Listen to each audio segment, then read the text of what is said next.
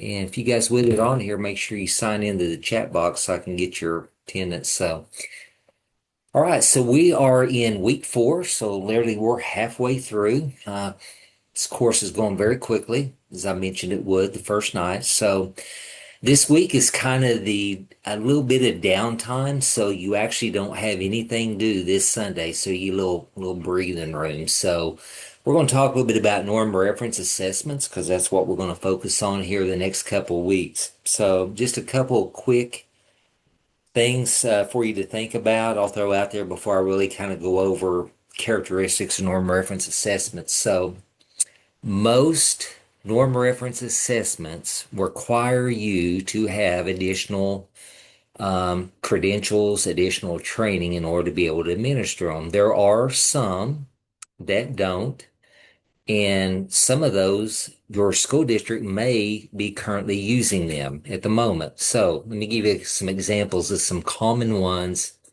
that you might not realize are norm reference, but yet your district is using them for benchmarking purposes. So a couple very popular ones are star reading and star math.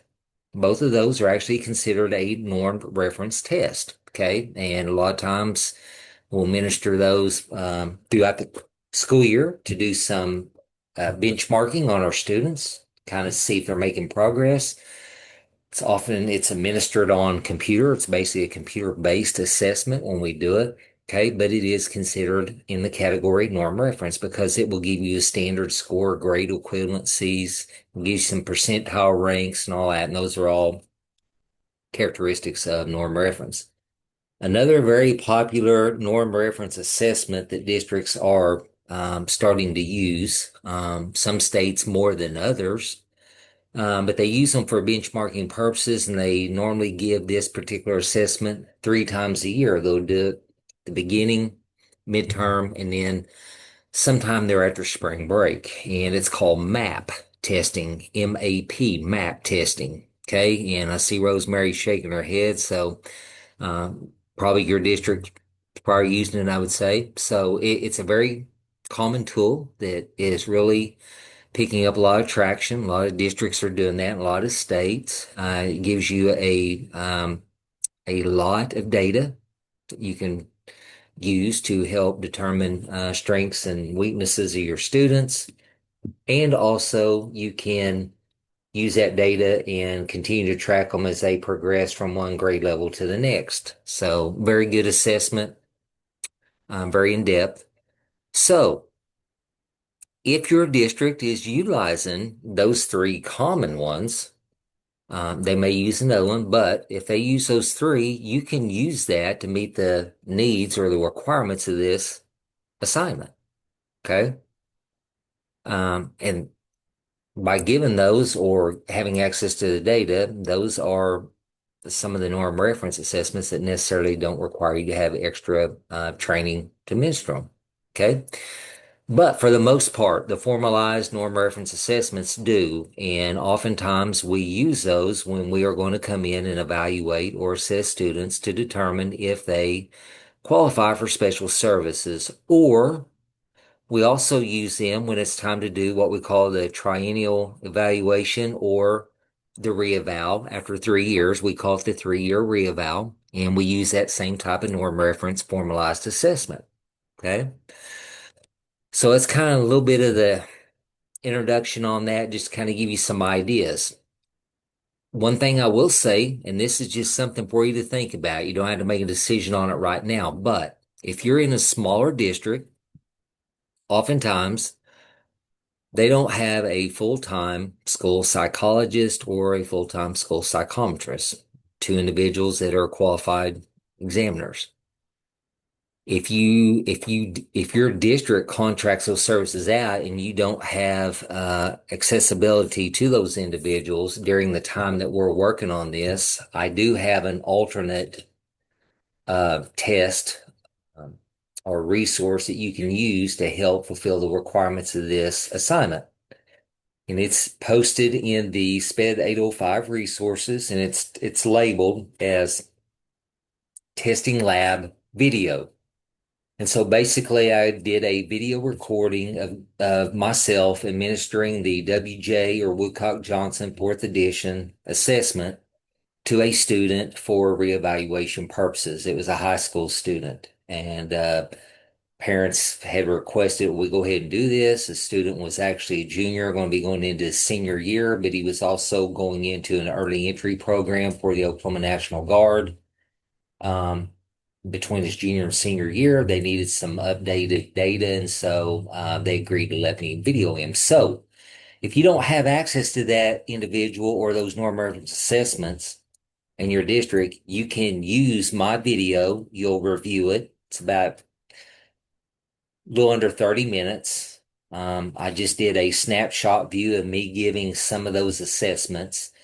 You can review that, and then I've provided what we call the comprehensive test or comprehensive report in the 805 resources as well. And that comprehensive report is the full report that goes with the WJ4 assessment for the full battery. Okay, so if you use that and you go and look at that report, it's going to be probably 25 pages long. Just like what you see is if you're sitting in a MEAGS meeting in your own district. So just kind of wanted to throw that out there for you to think about as we kind of move forward. Okay, so it gives you a couple of resources if you don't have accessibility to those. Norm reference. Again, we use that. It's a formalized test. How are they constructed? How are they developed? Okay. For one, a lot of districts that have those individuals, such as a school psych in employed, the districts often buy the test kits. Okay. A lot of money. All right. I've got some because I contract out, do that on the side, and I'll purchase some. It's hard to buy them for the full assessment, full battery for less than $4,000 a kit. Some are even more than that. Some might be a little bit less. Okay. I just had to buy some assessment screeners not too long ago and spent just under 1,000 on those. Okay. And it's not even a kit. So it just kind of gives you an idea how much goes into those assessments. How are they developed? So you have psychometrists, psychometricians that work for testing companies, and they develop these. So the first thing they're going to do is construct them. They come up with what they call an item pool, a pool of questions for each domain, whether it's cognitive or achievement domain. Okay, and within each domain, there are multiple subtests and they create a pool of questions for each subtest. Okay. When they publish these tests, they are arranged in sequence according to level of difficulty. And I'm going to talk a bit more about that in just a few minutes. So if I were to come in, Rosemary or Caitlin, and I start giving an assessment, the questions are going to start off fairly very basic. And as the student progresses and gets correct answers and we work our way through, the level of difficulty increases. Okay. So that's kind of how they're developed. They will also come up with what they consider or call the developmental version. They field test it amongst a small sampling of students of a particular age or grade level. And then they go in and review the reliability and validity of those questions, and then they will reissue those again into an assessment. They make multiple revisions, and then they come back and do a large sampling of students. Okay, so it's a multi-step process when they develop these tests. Once they're developed, they will revise them and come out with a new edition, the WJ4. I reference that. I use it a lot. There's a new version coming out. Okay, so they have updated it. It's now in the market for us and other assessments, same way. What is a normed reference? What does it do? Okay.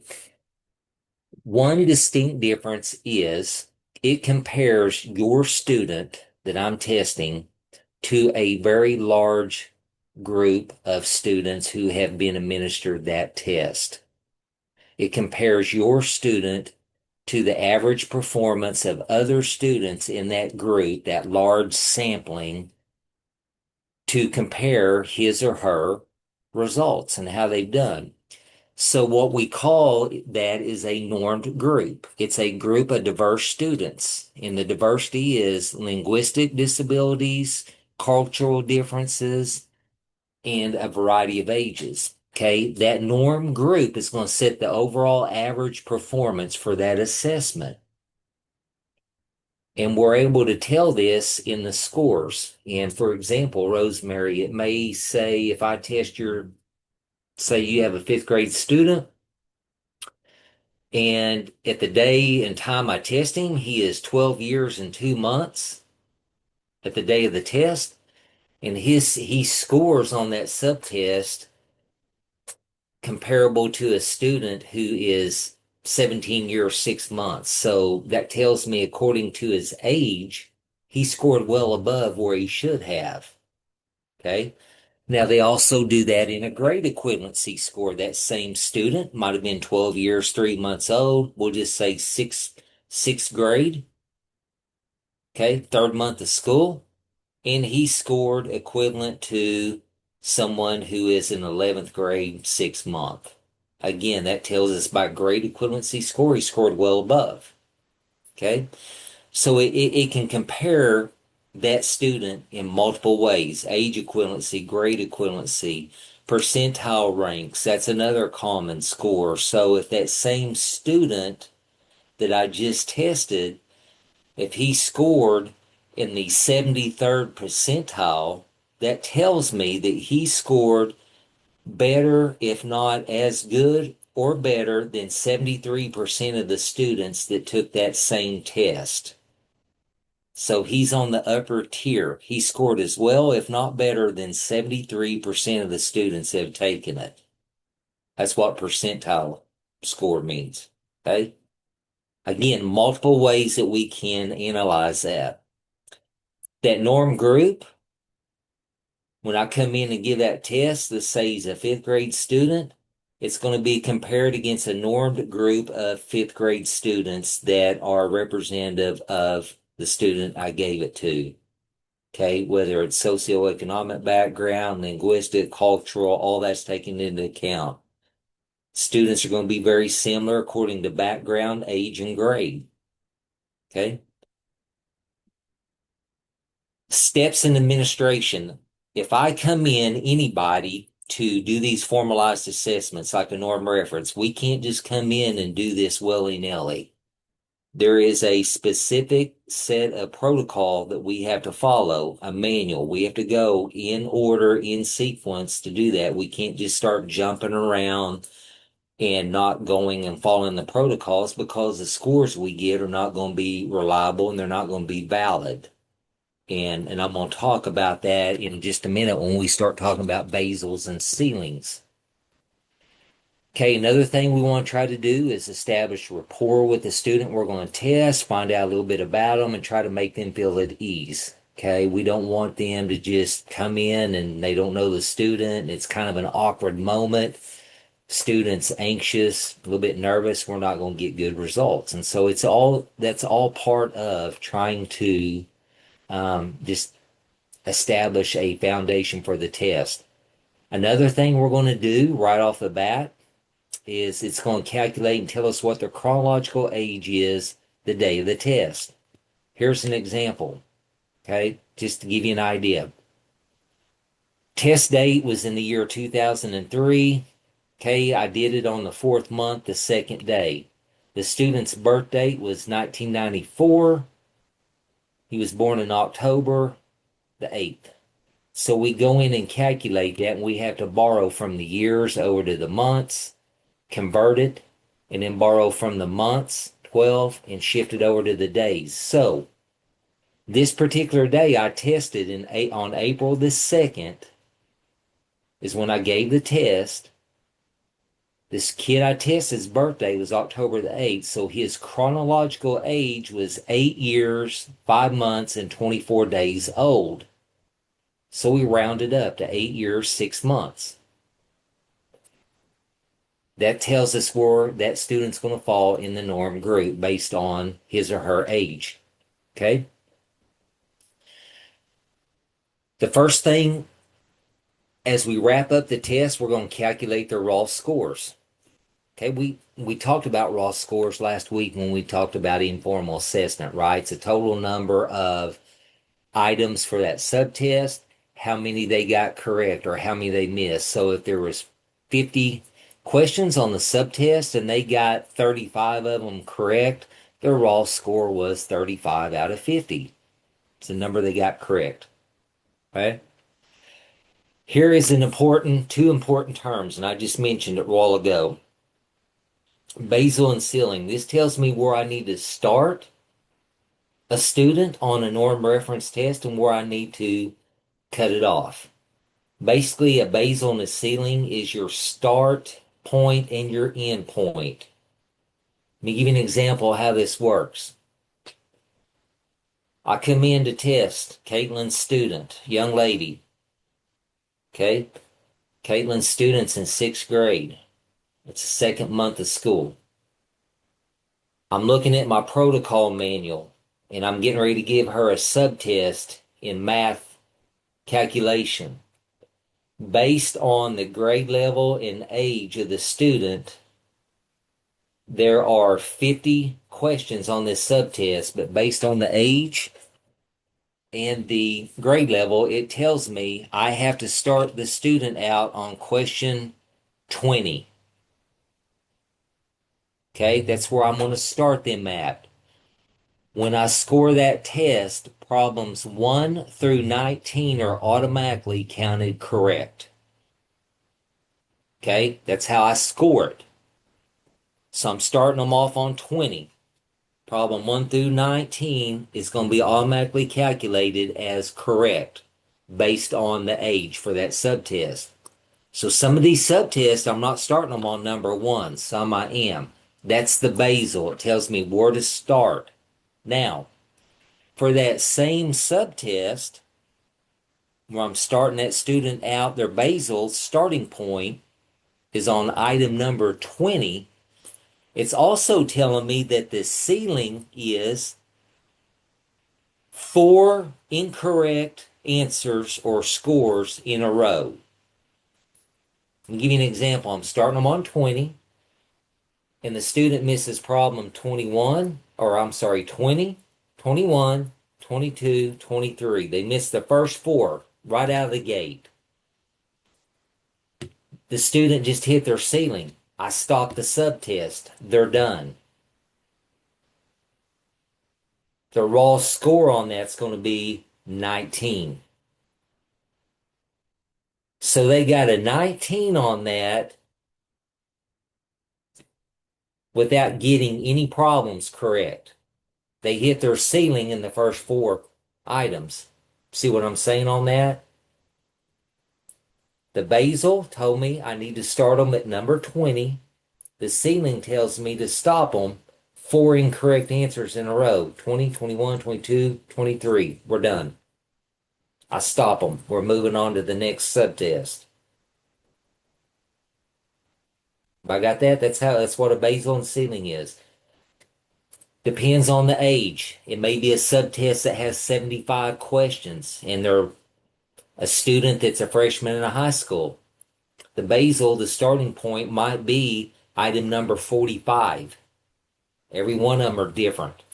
Okay? So a little bit of basals and ceilings. 2 things you need to remember on that. Basal's your starting point. Ceiling is the stop point, according to the protocol manual. Okay?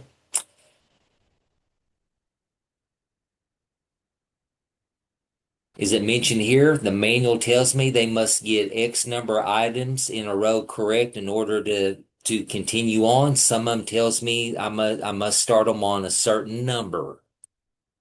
Okay. Here's an example. Student that is sixth grade, 4th month. Start with item 10. If a student is 8 years, 3 months, start with item 50. Okay. Calculate the raw score. All items that appear before the established basal are counted correct, which is basically just what I told you a while ago. Okay. In questions on basal and ceiling, that kind of can get confusing sometimes if you've never worked with that. Remember, the basal is a starting point and it varies by their age. Protocol. That's another thing you hear a lot when we're talking about norm reference. Protocol basically is the form that I use when I'm giving the assessments. A lot of times you will see the evaluator with a form in his or her hand and you see them marking things. We're going through and tracking as they answer problems. We're tracking correct answers. We're making marks if it's a reading fluency on mistakes through their oral reading. We're doing that on a protocol. We put our information on here, we track it. At the end, we go back and score it. So if a student scored correctly, I put a number one out there. If it's an incorrect answer, I put a zero. So you can see here on this slide, we use a series of ones and zeros. Ones means it's correct, zeros means it's incorrect. That's how we determine when we go in there and track that and score it. We use one and zero. Okay. Protocol is literally the manual or booklet I'm using to track and record their scores, ones and zeros, correct and incorrect. Basal ceiling, start, and end point. Okay. Again, if you're sitting in a MEGS meeting, they may come in and say, okay, my protocol manual, you can see I marked their incorrect pronunciations on reading fluency, and then you'll see I mark answers correct by ones and zeros. I started her off on item number 45. According to the manual, protocol tells me to start her there. Problems 1 through 44 scored automatically with a series of ones. They're automatically correct. We started on 45. I circle it. 4 zeros in a row. Hit the receiving. We're done. Okay? That's how that works. You're probably thinking, why does it have to be like that? It's too confusing. Okay. When they develop these things, they try to do it to where they reduce bias. Okay. So we also have to look at, is there any impairments that may be a factor in the student not doing as well, or that will prevent accessibility to tests? Do we have to look at communication disorders, hearing disorders? Okay. We also need to consider the student's background experiences. Is their upbringing, their background limit their ability to respond? We have to look at a lot of different things. That's why you've heard me say we've got to look at the whole picture. We can't just rely on one single test. We have to look at background, their culture, their anything that's limited. If you work in a district, a lot of poverty, we know that people of high poverty have limited resources. Those students have not been exposed to and or have a lot of the opportunities that other students that don't live in poverty have. Okay. We need to make sure we explain the instructions thoroughly and also that we use an accurate recording technique for our test, just like I showed you, ones and zeros, okay, for scoring. Any other evaluator can look at it and see what we've done. Okay, other scores on norm reference test. A few of these might sound familiar, some of them may not. Okay, I'm going to kind of show you what those are. If you use star reading and math, it will give you a majority of these. It will give you a T score. Anybody use star reading assessment in your district? It's part of the Renaissance suite. Anybody know what I'm talking about? Sound familiar? Okay, at the bottom, it's going to give you a series of score. It will show you a T score. Basically, the average score is 50. On a standard bell curve, the average score is 100. Okay, so the T score, your average is 50. Z score is another type of score, not as popular, and T score is not either, but you may hear about them. expresses the student's standing and standard deviation units. Okay, most of the time the standard deviation difference from the middle to the next score, a lot of times the standard deviation is 10 or 15. On a traditional bell curve, your average or standard score is going to be 100. Standard deviation is 15. Okay. Stay nine score, not as popular. Really, you won't hear it as much, but basically they divide the distribution into 9 segments and have an average of 5, standard deviation of 2. Very seldom do we work with that. Okay. I just wanted to make you familiar with it. Scaled score, again, you might hear this term. It's not often used as much, but it divides the distribution into 19 segments and has a standard deviation of 3. You're thinking, man, right over my head.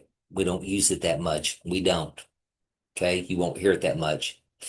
The next 3, you will definitely hear from this point on. If you sit in on a MEGS meeting or if you're looking at different other assessments, okay. Percentile rank, how a student performed in relationship to students in the norm sample, same grade, same level. Percentile rank was 73rd percentile. Students scored as well, if not better, than 73% of the people. Age equivalent. Okay, age of the student in the norm sample who on average got the same score. Okay, age equivalent. If I'm 12 years, 2 months old when I took the test, but I scored 18.3, I scored well above my age expectancy. That's what that means. Grade equivalency, grade of the student in the norm sample on average got the same score. If I'm 6th grade, 3rd month, when I took the test, and my score reflects 12th grade, 6th month, shows you that I scored well above my grade equivalency expectancy. Now, one of the neat things in the reports is once your chronological age is in and we're scoring this, it will predict based on your chronological age how you will score. And it compares that.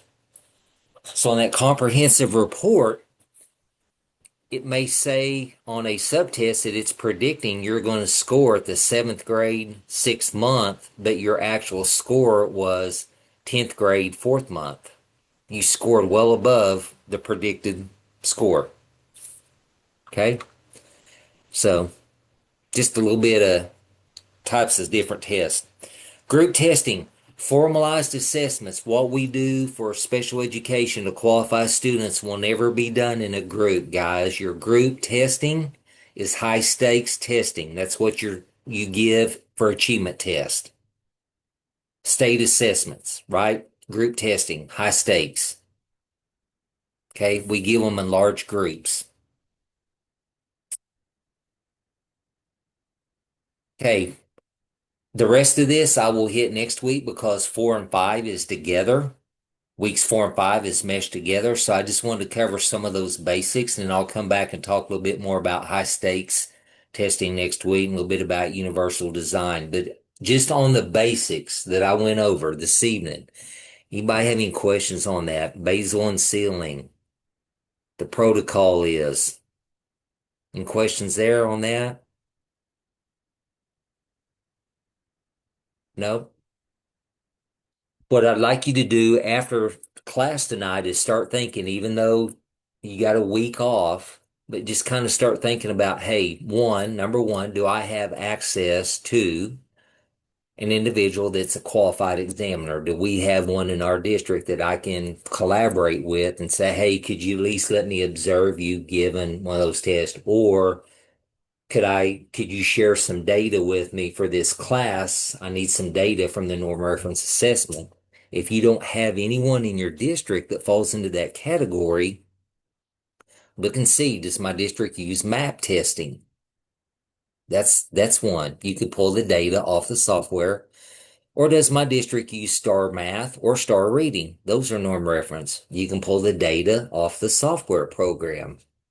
Okay. If not, If not, I'm going to do a stop screen share on that. And I'm going to show you,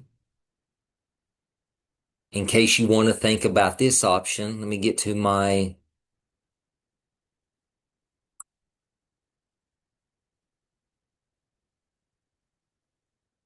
in the resources. Can everyone still see my screen? Okay. In the SPED 805 resources folder, here is the video that I talked about. Again, guys, it's about between 25 and 30 minutes. It shows me given the WJ4 cognitive. That's because there's give and take between myself as the evaluator and the student. The achievement portion of that, most of those subtests are timed. I give a set of directions. It's timed. The student answers as many questions as they can in a timed amount, and we're done. We move on. But so I recorded the cognitive portion, and I just kind of did a 25 to 30-minute snapshot just so you can kind of see how the process works to get an idea.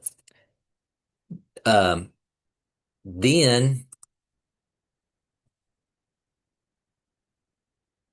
I have a copy of the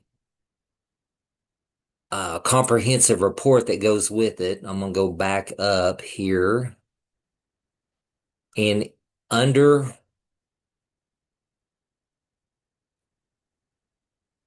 week 4 and 5, you'll see week 4 and 5 is a combined folder. Okay. You click on it and it expands, and there are some of the resources to look at, the outside resource. If you'll scroll right on down toward the very bottom of that, it's right above week 6.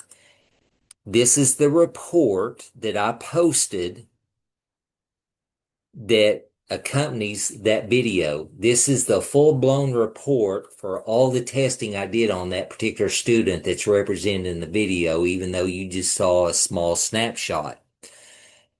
The first half of a comprehensive report is written narrative.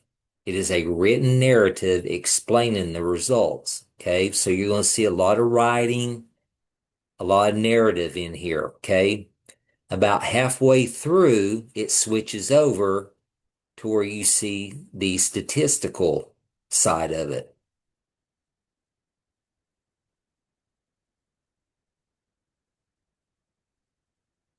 Okay, if you use my video, this is where you will pull the data that you need to help do your norm reference report. And you're thinking, oh my gosh, there is a lot of stuff on that. I'm not asking you to use every single section. If you use my video and you use this report here to get your data, I always tell everyone, pick out what you think are 2 to 3 of the students' weak areas based on the data that is presented in this comprehensive report. Okay. I'm going to give you a hint. Out here, standard score classification, it will tell you if it's in the average range, if it's in the low range, if it's very low, if it's high average. So if you were using the video and if you were using the report, right here is one area you could pull out. Uh-oh, it's going to highlight all of it. Visualization. You can see the student, his grade equivalency on visualization, GE right here is grade equivalency. On visualization, it was 2nd grade. The student was a junior in high school.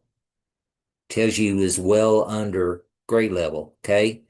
It also tells you his proficiency on it is in a limited range. It's very low. Standard score for that subtest was a 72. Okay. 72 is getting down to where I mentioned to you, I think maybe last week, where these red flags start popping up. For me as an evaluator, I need to key in on that because that's low. Okay. And it even tells you right here in the report, it's low. Right? Look here. Percentile PR, that's percentile rank. That's what that stands for. 3. Based on what I told you a while ago, percentile rank tells me It's 3, that he scored as well, if not better or equivalent to 3% of the students that took that's in the norm group. That's low. Okay. So it kind of gives you an idea of how to interpret that and look at them. Again, you're going to see the student had some very high scores based on his grade equivalency, based on the standard score. Remember, guys, on a traditional bell curve, 100 is average. It's right in the middle. Okay, so you can see the standard scores, you can see the classifications. Look here, here's another low area, reading or recall. Second grade, 6 month, limited range, low, standard score 71. But what's interesting about this one, if you go back and look at it, just to give you an idea, the fluency, the rate at which the student reads, is 12th grade, 4th month average. Okay? Student can read anything you put in front of him. But when you go back and he has to recall information, it's a weak area. His reading comprehension is extremely low. Okay? So again, I just wanted to show you where those two resources are if you determine you need to use that. Okay?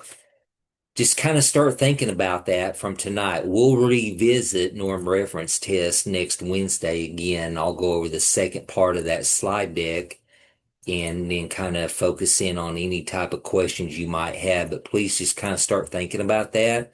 Check it out and see if your district uses any of those, the MAP test or STAR test, or if you got access to a qualified examiner that you can work with to get some data from them. If not, you always have that video and that report I just showed you to help you with the assignment. Would Okay. fast bridge be considered one of those types of tests? Do I?